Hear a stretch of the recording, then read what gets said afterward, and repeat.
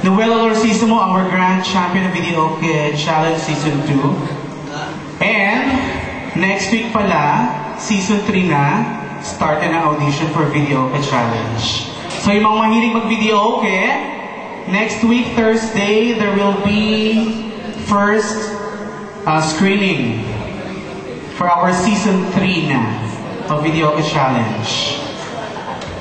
Head to area code with this band. Thank you so much.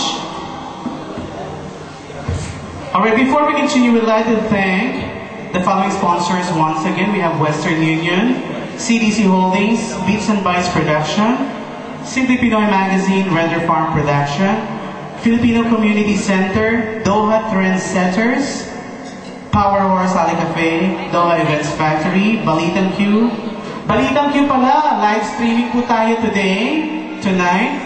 So kung meron kayong mga friends or relatives outside Qatar or in the Philippines, pwede niyo pong i-inform sila that we are in the live stream, this Tagong Pinoy celebration. And of course, thank you so much Team Creation as well and Childful Ideas.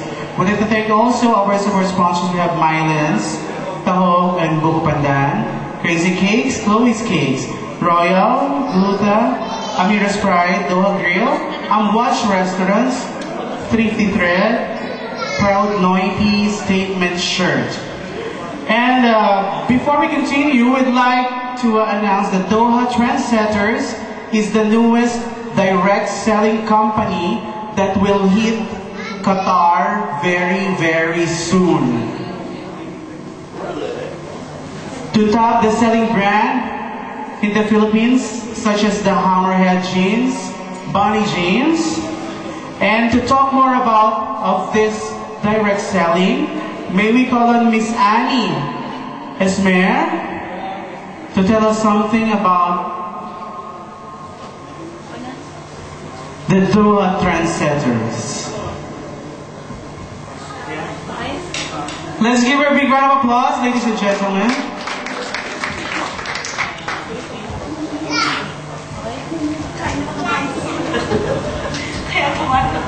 Good evening po. Hihinga naman ng konti kasi kakakain ko.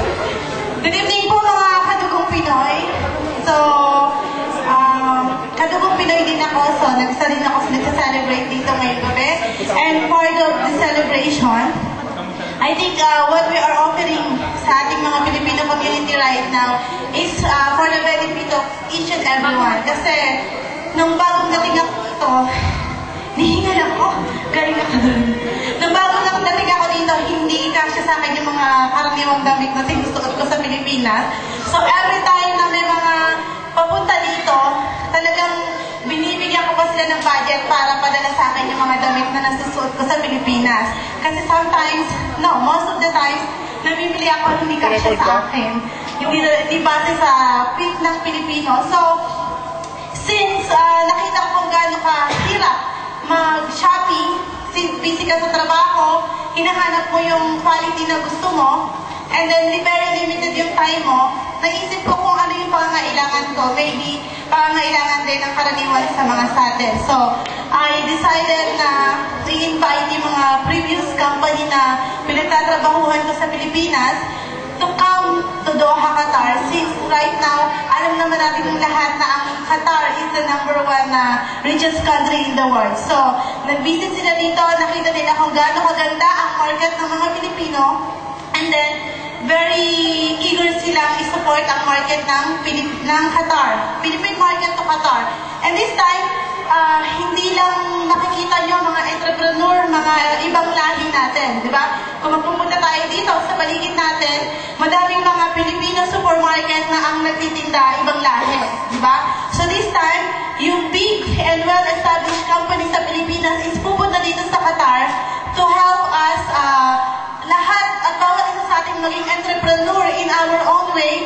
No need na mag-invest ng madaming puhunan. Hindi natin kailangan mag-invest ng millions, magrenta sa baba para magkaroon tayo ng isang boutique or isang department store. Sa isang catalog, bawat isa sa atin pwedeng maging department store on our own at hindi nyo kailangan mag-invest ng puhunan kasi especially pag Pilipino, susuportahan namin pagdating sa pagiging entrepreneur. So meron po tayong free registration na sinasagawa as per now database, ano pa lang po yung ginagawa namin kasi alam naman namin na meron ng existing na direct selling dito which is hindi natin kalaban. Part of the Filipino products, pinapatronize pa din natin. So, in-support lang po sa existing direct selling na nandito sa Qatar kasi most of the time ang nagiging problema, stocks availability, dadagdagan lang po natin kung ano yung meron since we are exactly the manufacturer, dadali namin dito sa Qatar. From the factory, direct to sa Qatar, lahat ng mga products namin na nakikita nyo sa lahat ng mall nationwide. Ang mga brands po na hawak natin, Dickies, Hammerhead Jeans, ladies, men's, children's, shoes, bags, kompleto siya. Bunny jeans, kompleto rin siya. And other mga leather shoes, mga genuine leather shoes from different countries na hawak namin na sinusuplayan. Lahat po na yun, direkta natin dadalhin dito at ilalagay natin sa isang catalog. So kahit nasa office tayo, pwede tayong mag-online shopping. Yung mga magre-register sa atin, in support sa mga gustong maging entrepreneur, ikakategorize po namin kayo per area. So through our online website, kung merong mag-i-inquire, halimbawa sa Mogalina, kung sino yung mga dealer namin sa Mogalina, iyon yung ituturo namin. Halimbawa po, may naghanap ng product, sasabihin namin, eto po yung mga registered member namin sa Mogalina, pwede niyo po silang kontakin para makita niyo yung actual product or ma-browse niyo yung catalog namin. So, humihingi po kami ng support sa bawat Pilipino kasi we are willing to invest even how much we need para lang magkaroon at mag-stand up ang company ng Pilipino dito sa Qatar. Lahat ng pwedeng ipasok since ang license natin is general trading. So hanggat maaaring maipasok natin lahat ng Filipino products na hinahanap-hanap natin, umpisahan natin sa branded clothing which is lahat naman kailangan natin lahat dahil lahat tayo nagtatrabaho. Dadali natin dito. Ang office po namin is located sa Muntasa, in front of Muntasa Health Center. And then ang Facebook account po namin is, ipakilike po yung Doha Trendsetters na page. And then from time to time, nandun yung update namin, kung may mga promotion, kung may mga shows tayo. Alright, thank you very much, Miss Annie. Doha Trendsetters po. By the way, Doha Trendsetters is the producer of the upcoming big show here in Qatar, which is Banana Split Live in Qatar. Our representative Filipino Community Center is powered by Doha Events Factory.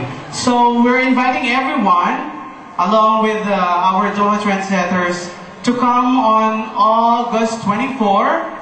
That's Friday at Sheraton Hotel, Al Daphna Hall. There are two timings po, 4 p.m. and 8 p.m. and tickets are now available for 100 reals.